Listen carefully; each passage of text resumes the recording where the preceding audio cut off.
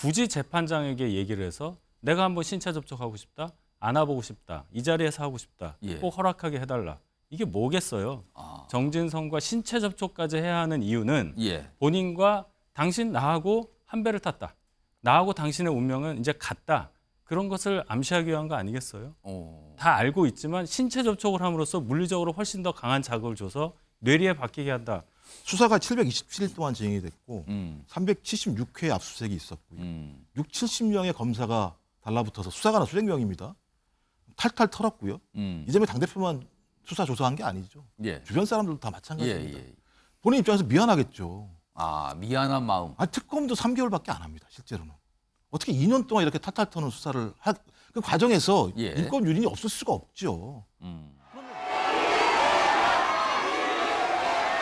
영장 기각기 첫 일정이 지금 법원 출석이신데 신경 한 말씀만 부탁드릴게요. 성남 FC 후원금 여전히 뇌물 아니란 입장이신가요? 대표님, 검사 측이 대표님 SNS 활동을 거론하면서 건강에 이상이 없다고 주장하던데 어떻게 생각하십니까? 그리고 오늘 검사 공소 요지 어떻게 보셨습니까? 한 말씀 부탁드리겠습니다.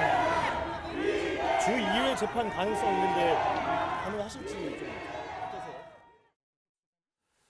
자, 요 내용인데요. 저런 모습이 있었어요. 보면 뭐 지지자로 보이는 분, 반대자로 보이는 분 막 소란스럽잖아요. 그리고요, 재판 중에 이런 모습이 있었습니다. 화면 보겠습니다. 재판 중에 이재명 대표가 재판장에게 요청을 해요. 정진상과 좀 신체 접촉을 허락해 주세요. 그러니까 약간 이전에 뭐 신체 접촉 얘기가 무슨 소리입니까? 그러니까 한번 안아보고 싶습니다.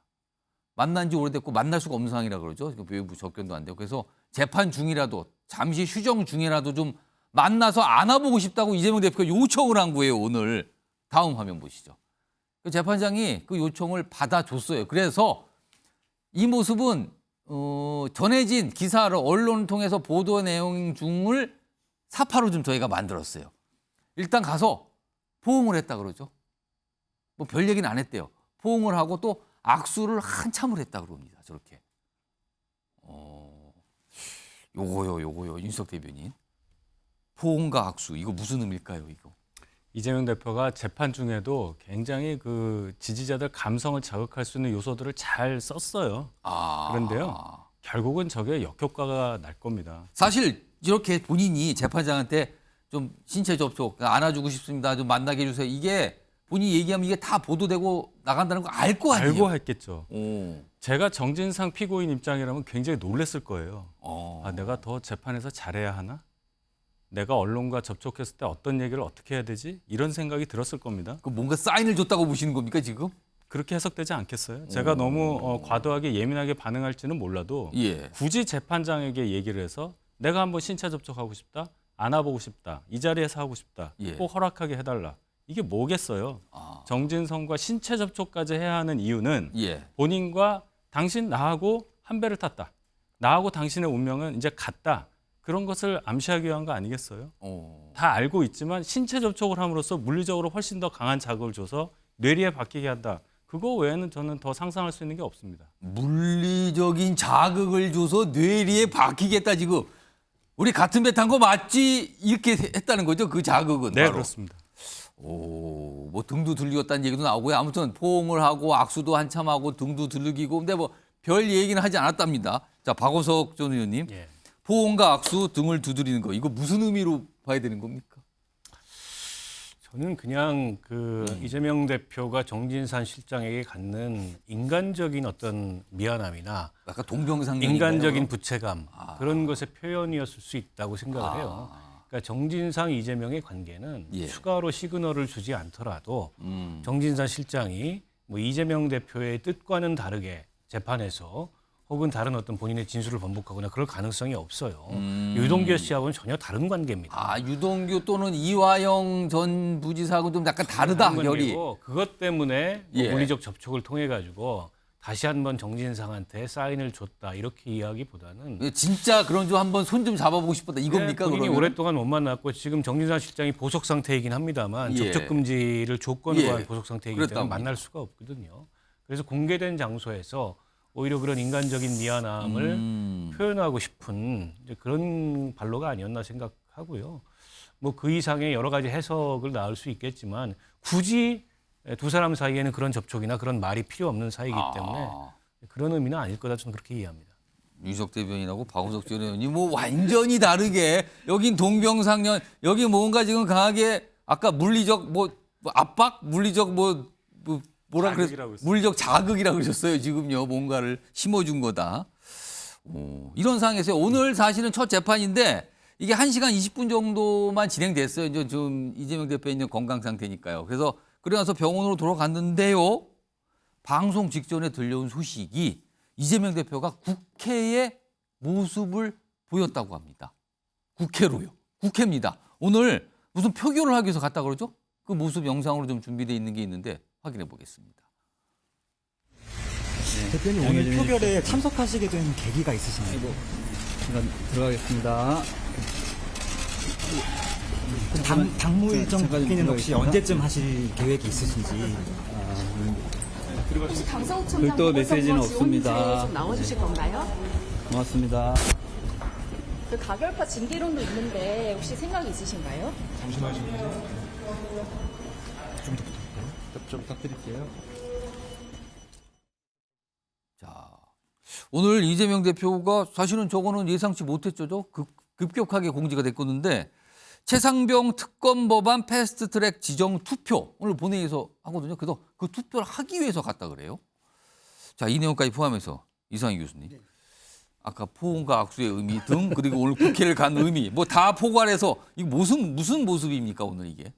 일단 저는 윤석열 대변인이 이야기했는데 상당히 많이 공감을 합니다. 두 가지 측면인데요. 첫 번째는 이재명 대표가 현재의 정치적 위상을 회복하는 데 있어서 여러 가지 도전적이고 공세적인 입장도 중요하겠습니다만은 감성적인 접근도 굉장히 중요하다. 그런 측면에서 정진상 에게 한번 안아보자라고 이야기한 그 자체는 상당히 감성적 전략을 노린 것이다. 이렇게 볼 수가 있는 것이고요. 자, 왜 그런 가능이 가능하냐 그러면은 말씀을 하셨다시피 정진상이 누굽니까?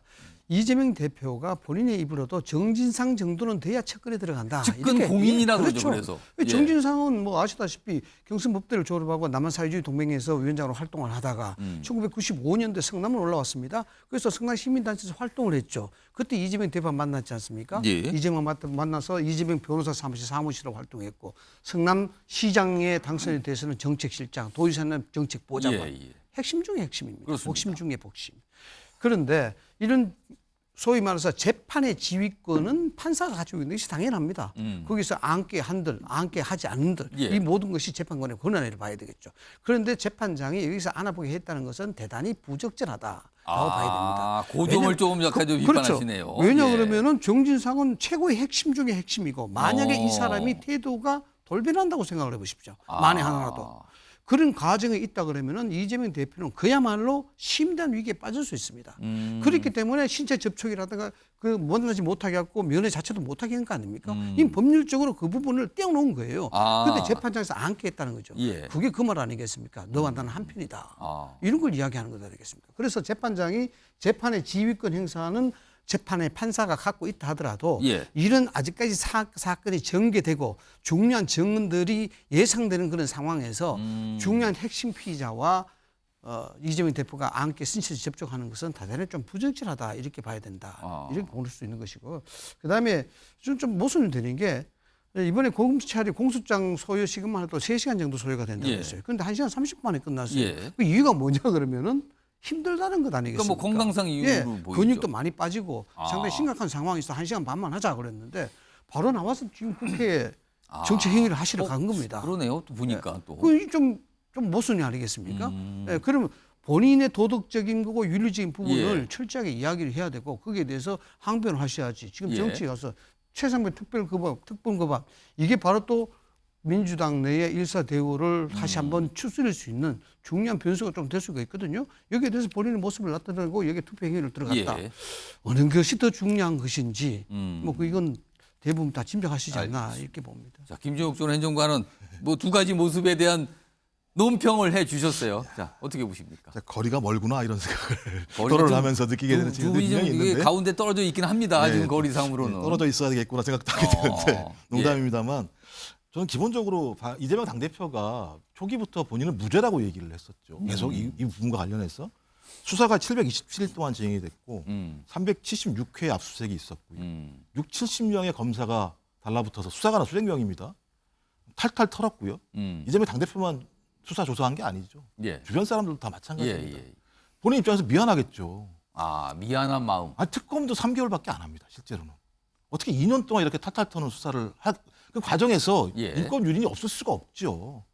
그러면 본인은 무죄지만 본인의 사건 때문에 그렇게 많은 사람들이 예를 들면 피해를 당하거나 고통을 당한다면 저는 인지상정으로 직접 만날 수 없으니 일단 접근이 안 되는 상황이니까 판사한테 요청을 해서 가서 한번 안아줬는데 그 내용을 가지고 그러니까 미안함의 포옹과 악수였다. 그러니까 그 내용을 가지고 뭔가 증거 이런 부분을 말씀하시는 건 왜냐하면 아직까지 뭐 유죄로 확정된 내용이 아무것도 나오지 않은 상황이기 때문에 요즘 좀 과도하시다 이런 생각이 드는 것 하나 하고요.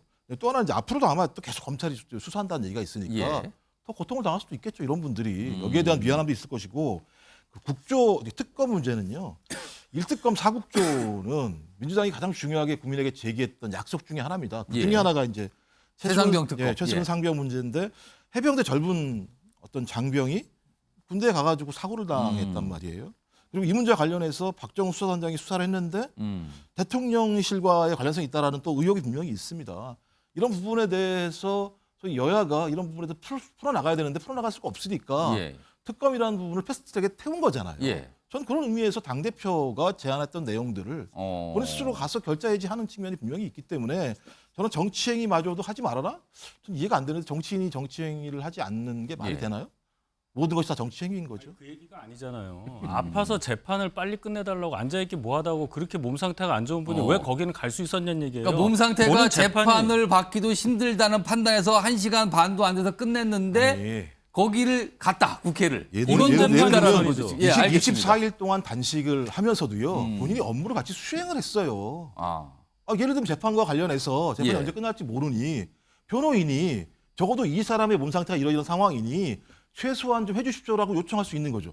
변호인이 그런 재판 과정에서 그런 예를 들면 요청도 못 합니까? 일반 요청한 거에 국민은 대해서 이게 가능했겠어요? 그러니까 요청한 거에 대해서 판사가 인정한 거잖아요. 너무 이재명 대표에 대해서 굉장히 관대하게 보시는 거예요. 그냥 객관적으로 한번 보세요. 이재명 이름 지우고 이게 가능한 얘기입니까? 내가 회사를 봐야 되니까 나 좀 아프니까 재판 3시간 땡겨주고 1시간 반만 받게 해주고 가서 회사 일을 봤어요. 비난받지 그 않겠어요? 관대함은요. 윤희석 대변인이 생각하시는 관대함의 수준인 거고요. 제가 볼 때는 수준이요? 가능하다고. 그러니까 윤희석 대변인이 생각하시는 상황에서의 예를 들면 관점입니다. 관점. 윤희석 대변인의 관점. 충분히 그럴 수 있다고 이해하는 거예요. 그렇게 쟁론을 벌이는 거죠. 잠깐. 제가 말씀드린 부분들은 알겠습니다. 법의 잣대에서 정치인이 놀아나서는 안 되는 겁니다. 제일 중요한 건 정치는 결국 지도자들은요. 법과 제도가 아니라 윤리와 도덕과 신뢰에 따른 거기에서 이야기가 돼야 되는 겁니다. 이재명 대표는 그렇지 않다는 것을 제가 강조하기 위한 거예요. 아니 재판 받고 거기에 대해서 신뢰를 회복해야죠. 그럼 재판이 중요하지 국회에 가서 이야기하는 게 더 중요하겠습니까? 제가 이야기하는 것은 윤리와 도덕을 따지지 않고 법에 대해서 증거가 있다 없다 이런 것만 따지니까 제가 지도자로서 자격이 없다는 이야기하는 거예요. 잠깐만요. 자격까지 정리 좀 하겠습니다. 아니신 그러니까 재판을 1시간 반 정도도 못했는데 보니까 재판장이 이건 건강상 좀 진행이 어려우니까 그거를 인정해줘서 끝났어요. 근데 끝나고 나서 병원에 복귀한 걸로 좀 알려지죠. 근데 다시 국회를 갔다. 이걸 가지고 지금 세 분께서 뭐 이런저런 얘기했는데 아무튼 오늘 상황이 이렇습니다. 이재명 대표의 여러 가지 모습이 법원에도 있었고요. 국회에도 있었습니다. 지금 아마 국회 폐골 때문에 계속 머물러 있지 않을까 싶기도 하는 시간입니다. 자, 갑자기 그냥 살짝 뜨거워졌어요. 지금 이재명 대표 얘기로. 이 정도 좀 하고요.